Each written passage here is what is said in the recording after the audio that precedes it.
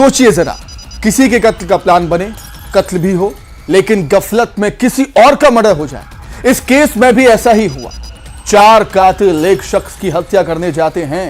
वो शख्स कंबल ओढ़कर सो रहा था, चाकू के वार से उसकी हत्या कर देते हैं, लेकिन कंबल हटाकर देखते हैं तो कातिलों के होश उड़ जाते हैं। गलती से किसी महिला का कत्ल हो गया। जी हां, कत्ल के बाद महिला की लाश को जलाया गया। आखिर ये मिस्ट्री क्या है, देखिए इस रिपोर्ट में।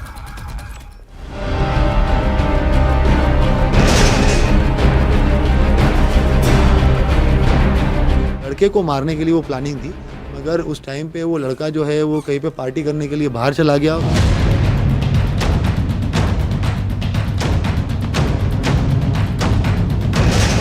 कातिल के टारगेट पर कोई और था।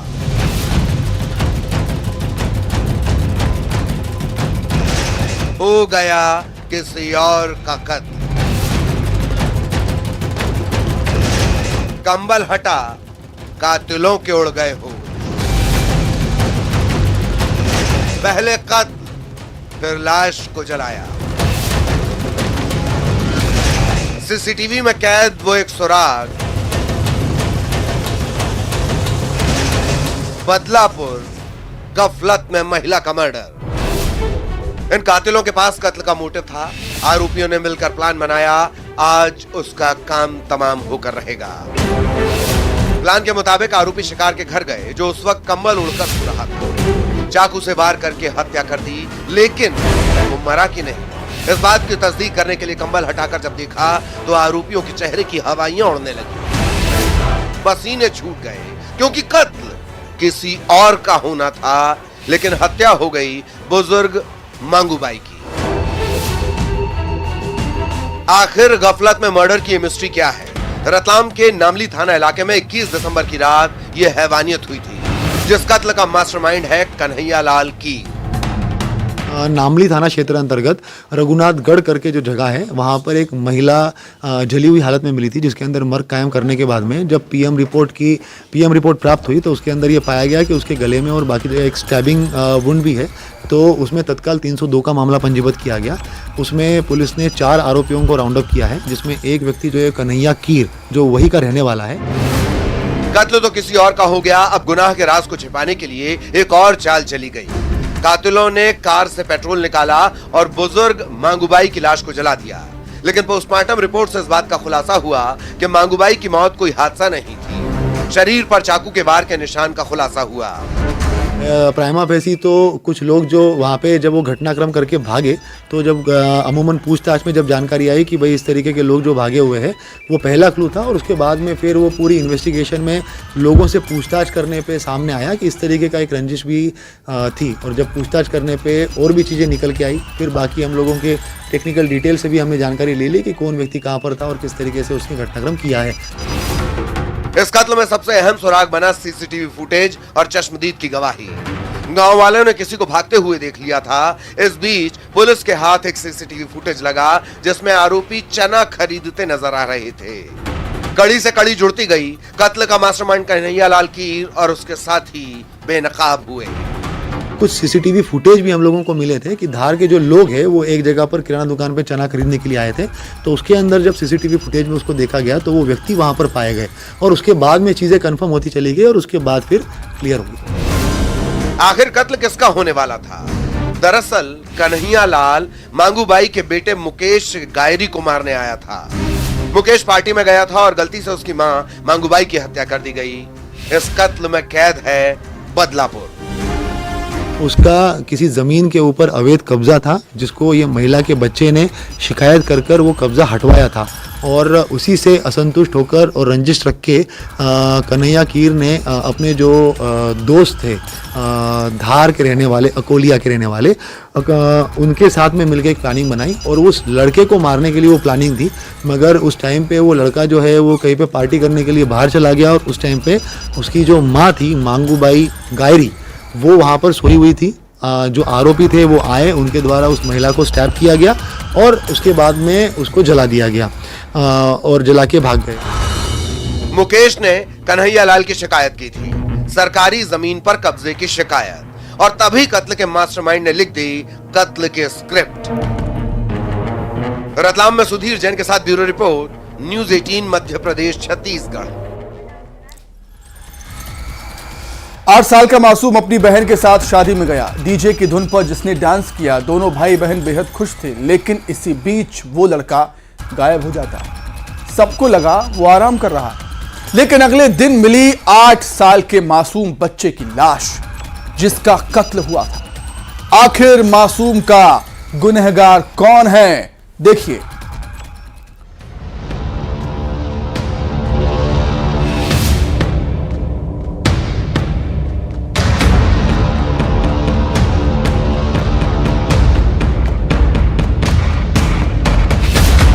अपने आप में हैरान करने वाला गुमशुदगी का केस है ये मिसिंग मिस्ट्री है 8 साल के मासूम अजय की।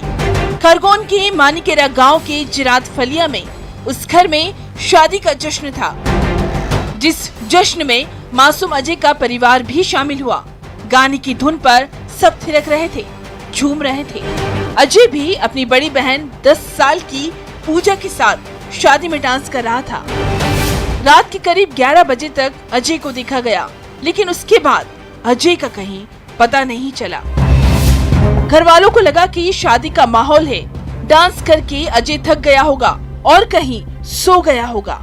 अजय की बहन को लगा अजय घर चला गया होगा, लेकिन सुबह जब उसने घर जाकर देखा तो भाई गायब था।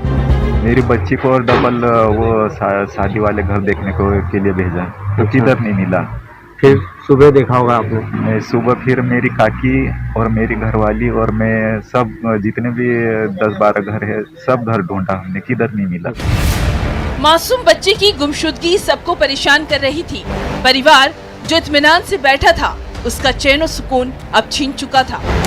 बच्चे को हर तरफ तलाशा गया और फिर नाले के पास खेत की मेड़ पर झाड़ियों में लोगों को एक बच्चा औंधे मुंह लेटा हुआ दिखाई दिया। ये बच्चा अजय ही था।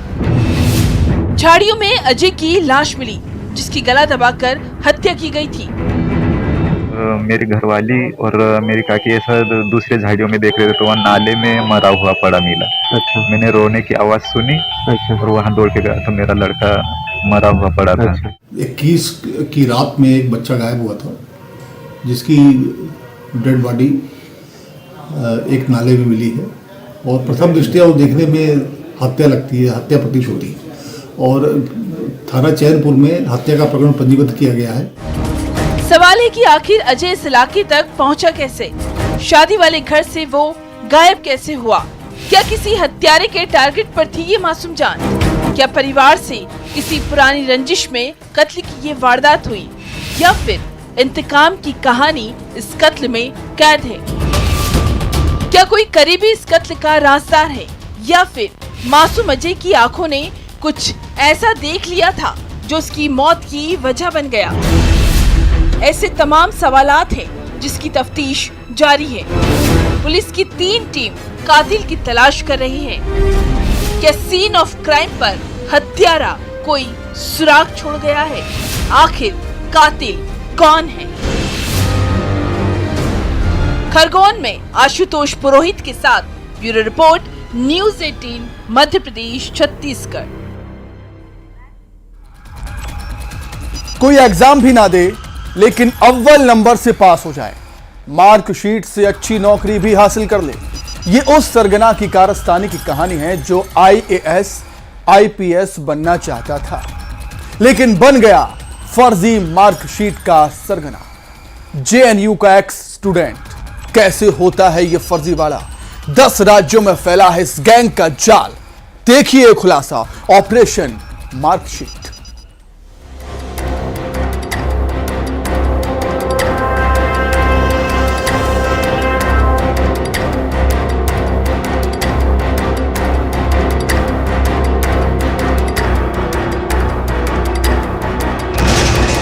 नो एग्जाम, मार्कशीट तैयार। जितनी कीमत उतने नंबर। फर्जी मार्कशीट गैंग का पर्दाफाश। लग्जरी लाइफ का शौकीन सरगना। 10 राज्य, 13 साल, कितने राजदार।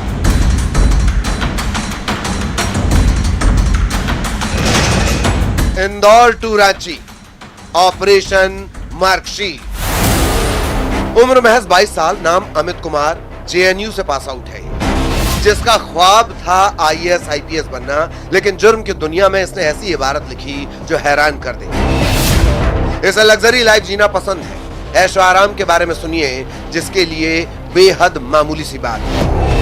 फ्लाइट से सफर करना, कार, फ्लैट, ये भी आम बात। लाइफस्टाइल ऐसे मेंटेन कि कोई शक ना कर सके कि किस रैकेट का ये सरगना है। थाना विजयनगर में लगभग 6 माह पूर्व एक प्रकरण पंजीबद्ध हुआ था 723/23। ये 420 का प्रकरण था, 67 वगैरह धारा इसमें बढ़ी हुई थी। इसमें शुरुआत में हमें जो जानकारी मिली थी, दिनेश तिरौले नाम का व्यक्ति हमारे द्वारा पकड़ा था। उससे विभिन्न यूनिवर्सिटीज की उस पर मार्कशीट जो फर्जी थी वो हमने पकड़ी थी। इस प्रकरण में हमने कुल 35 आरोपी बनाए हैं और लगभग 15 की आरोपियों की गिरफ्तारी इसमें की जा चुकी है। जिसके बाएं हाथ का खेल है फेल को पास करना। जो पढ़ाई में जीरो है उसे ये दुनिया की नजर में हीरो बना देता है। अव्वल दर्जे का जालसाज, ये नकली सील ठप्पे, ये फर्जी मार्कशीट इतने हाईटेक तरीके से तैयार की गई है कि देखने वाला मैग्नीफाइंग ग्लास से चेक करे तो भी झूठ ना पकड़ पाए। 1-2 साल नहीं, करीब 13 साल से बदस्तूर फर्जी मार्कशीट का ये खेल जारी है। सुनिए इसके गुनाह का काला चिट्ठा।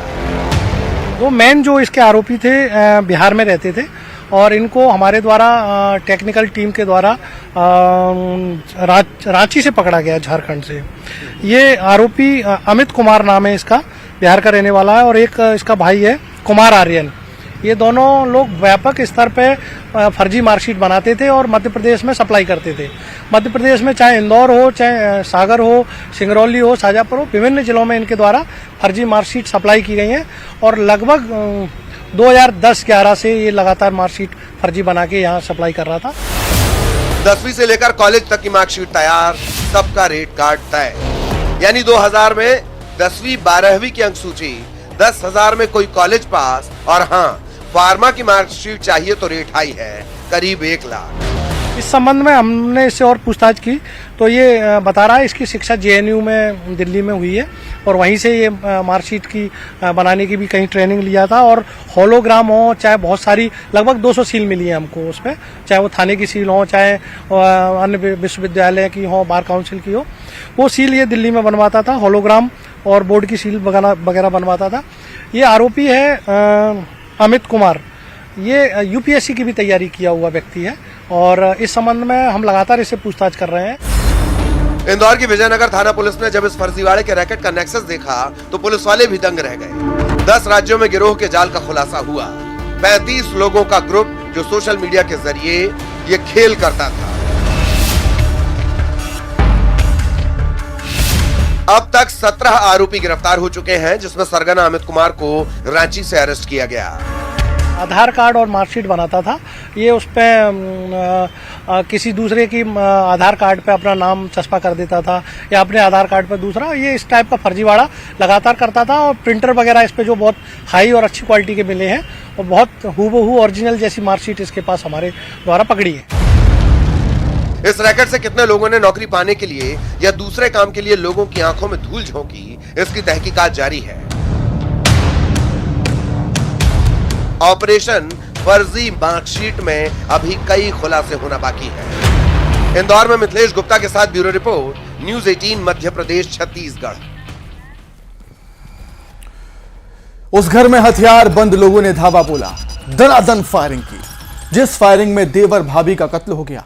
इस शूट आउट में कई और लोग घायल हुए। आखिर इस खूनी खेल के पीछे वजह क्या है? तो इस वारदात में कैद है बदलापुर। इंतकाम में ये शूट आउट दिल दहला देने वाला है।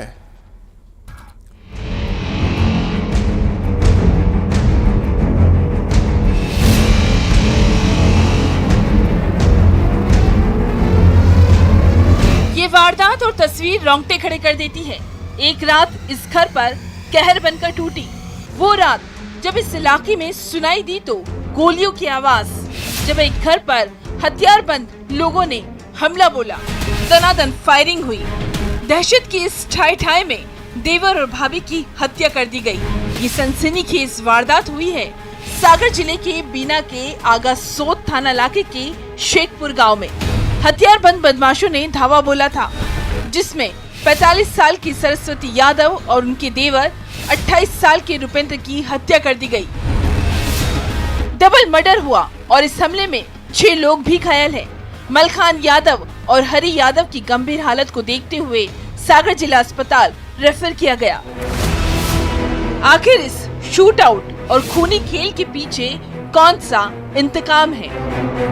शेखपुर गांव में एक घटना हुई है जिसमें एक ही समुदाय के 2 पक्षों में लड़ाई झगड़ा हुआ है, जिसमें 2 व्यक्ति मतलब एक महिला और एक पुरुष मृत हो गए हैं, जिनका अभी पीएम किया जा रहा है। फरियादी परिवार के मुताबिक गांव के ही पड़ोस में रहने वाले परिवार ने उन पर हमला किया। इस मामले में पुलिस ने 16 लोगों को आरोपी बनाया है। गांव वालों की माने और तहकीकात में ये बात सामने आ रही है कि दोनों परिवार के बीच अदावत पुरानी है। लोगों की माने तो पारिवारिक रंजिश चली आ रही है, जिसमें कई तरह की बातें सामने आ रही है। ये भी कहा जा रहा है कि चुनाव के वक्त दोनों परिवार के बीच विवाद हुआ। मामला शांत हो गया था, लेकिन बदले की आग बुझी नहीं थी। इसके संबंध में जो फरियादी थे उनकी रिपोर्ट लिख ली गई है और जिन पर उन्होंने संदेह व्यक्त किया गया था उनके विषय में मतलब रिपोर्ट लिख के और गिरफ्तारी के लिए टीम हमारी लगी हुई है। तत्काल हम कार्रवाई कर रहे हैं। संभवतः हम इसको जल्दी से जल्दी निराकरण कर लेंगे। डबल मर्डर और इस हमले से पूरे इलाके में दहशत का माहौल है। गांव में पुलिस फोर्स तैनात है। ये इंतकाम सबको दहला गया। सागर में पंकज प्रजापति के साथ bureau report, news 18 Madhya Pradesh Chhattisgarh. तो इसी के साथ ही क्रिमिनल्स में फिलहाल इतना ही। नमस्कार।